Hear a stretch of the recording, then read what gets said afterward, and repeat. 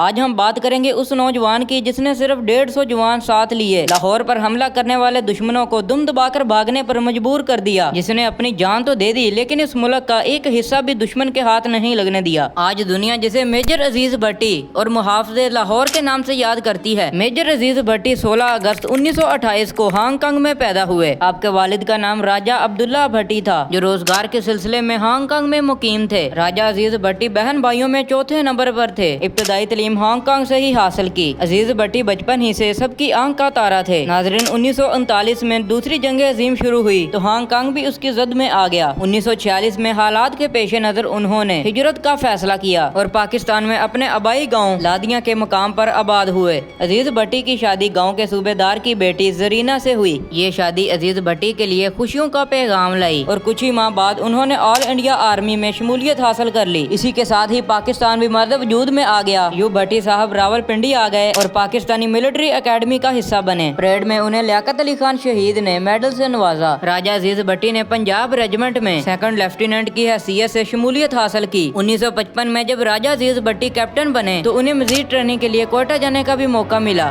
جہاں انہوں نے امتحان میں پہلی پوزیشن حاصل کی۔ ان اچیومنٹ کے بعد انہیں مزید ٹریننگ کے لیے لندن بھیجنے کا فیصلہ کیا گیا، ساتھ ہی میجر کے رینک پر ترقی بھی دے دی گئی۔ وقت کا پہیہ چلتا رہا اور یوں 1965 کا سال بھی آ گیا۔ راجہ عزیز بھٹی چھٹیوں میں اپنے اہل خانہ کے ساتھ وقت گزار رہے تھے کہ اگست کی ایک صبح اچانک انہیں ایک پیغام رسیو ہوا جس میں چھٹیاں منسوخ ہونے اور فوری رپورٹ کرنے کا کہا گیا تھا۔ میجر عزیز کی بیگم نے پوچھا کہ حالات نارمل ہونے پر چھٹیاں مل جائیں گی نا؟ میجر عزیز بھٹی بولا کہ بیگم، ایک فوجی کی زندگی میں تو ایسے اتار چڑھاؤ آتے ہی رہتے ہیں۔ ان کے بچوں نے پوچھا کہ پاپا کیا جنگ ہونے والی ہے؟ میجر عزیز نے جواب دیا، مجھے لگتا ہے کہ اب جنگ ہو کر ہی رہے گی۔ بچے نے جواب دیتے ہوئے کہا کہ پاپا جنگ جیت کر آنا۔ اور پھر 6 ستمبر کا دن آیا جب بزدل دشمنوں نے رات کے اندھیرے میں لاہور کی جانب سے پاکستان پر حملہ کر دیا، لیکن انہیں اس بات کی خبر نہیں تھی کہ ان کا سامنا عزیز بھٹی سے ہونے جا رہا ہے۔ میجر عزیز بھٹی جس کمپنی کی کمانڈ کر رہے تھے اس کے 2 پلاٹون بھی آربی نہر کے اگلے کنارے پر متعین تھے۔ میجر عزیز بھٹی نے ڈٹ کر بھارتی فوج کا مقابلہ کیا۔ بھارتی فوج جیسے ہی آگے بڑھنے کی کوشش کرتی تو عزیز بھٹی کے وار سے جلد ہی راکھ میں بدل جاتی۔ 7 ستمبر کا سورج طلوع ہوا تو عزیز بھٹی ملک دفاع میں سب سے آگے تھے۔ آپ نے دشمن کا جائزہ لینے کے لیے آنکھوں کے ساتھ دوربین لگا رکھی تھی۔ آپ نے دشمنوں کو جب آگے بڑھتا ہوا دیکھا تو رینج کا اندازہ لگاتے ہوئے فوری شوٹ کا حکم دیا اور دشمن کے دانت کھٹے کر دیے۔ 9 اور 10 ستمبر کی درمیانی رات بھارتی فوج نے ایک بار پھر بھرپور حملہ کیا۔ یہ حملہ اتنا شدید بتایا جاتا ہے کہ میجر عزیز بھٹی کو نہر کے پچھلے کنارے لوچ آنے کا حکم ملا، لیکن میجر عزیز بھٹی نے نعرہ تکبیر پڑھتے ہوئے اپنے جوانوں کو بھرپور حملے کا حکم دیا۔ عزیز بھٹی کی قیادت میں جوانوں میں اتنا جوش بھر چکا تھا کہ چند فوجیوں پر مشتمل فوج نے دشمنوں کی بھرپور فوج کو علاقے سے نکال باہر کیا۔ ناظرین، جنگ چھڑے 100 گھنٹوں سے زیادہ کا وقت ہو چکا تھا۔ عزیز بھٹی مسلسل جاگ رہے تھے، ان کی آنکھیں سوج چکی تھی، لیکن وہ وطن کی محبت میں ڈٹے ہوئے تھے۔ جنگ کا 6واں دن تھا۔ آپ نے اپنی دور اندیشی اور جنگی حکمت عملی سے دشمن کے دانت کھٹے کر دیے تھے۔ اس بات کو دشمن بھی قبول کر چکا تھا کہ جب تک عزیز بھٹی ہیں وہ پیش قدمی نہیں کر سکتے۔ میجر عزیز بھٹی نے صرف 150 جوانوں کے ساتھ دشمن کی بھاری نفری کو کافی نقصان پہنچایا تھا۔ پاکستان کے صرف 11 فوجی شہید ہوئے تھے جبکہ ہندوستان کے ہزاروں فوجی جہنم واصل ہو چکے تھے۔ 12 ستمبر کا سورج طلوع ہونے سے پہلے میجر عزیز بھٹی نے نماز پڑھی، بالوں میں کنگھی کی۔ یہ ان کی زندگی کی آخری صبح تھی۔ اس دن دشمن نے پھر سے حملہ کیا۔ میجر عزیز بھٹی بنا ڈرے بلندی پر کھڑے ہو کے فائرنگ کا تعین کرنے لگے، وہیں پر ہی دشمن کا گولہ لگنے سے آپ شہید ہوئے۔ دوستو، امید کرتا ہوں کہ ہماری آج کی ویڈیو آپ کو پسند آئی ہوگی۔ ویڈیو کو لائک کر دیں، چینل کو سبسکرائب کر کے بیل کے آئیکن پر پریس لازمی سے کیجیے گا تاکہ آنے والی ویڈیوز کی نوٹیفکیشن ملتی رہے، اور ایسی مزید انٹرسٹنگ ویڈیوز دیکھنے کے لیے ہمارے چینل کا وزٹ ضرور کیجیے گا۔ اللہ حافظ۔